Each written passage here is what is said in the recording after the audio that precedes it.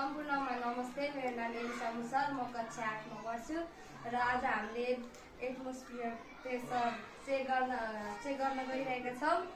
र सुरुमा एउटा रुमाल लिने र त्यसपछि गिलास र पानी लिने अनि यो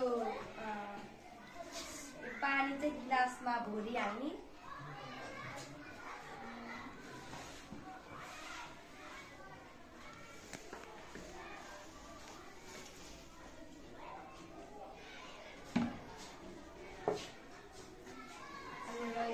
यो रुमालले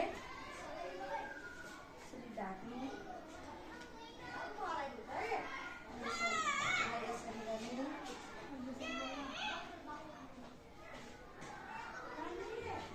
र यसलाई यसरी ढाकेर यसरी पल्टाउने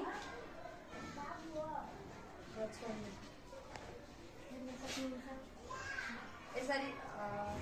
यसरी गर्दा चाहिँ पानी चुहिन्न रुमालबाट।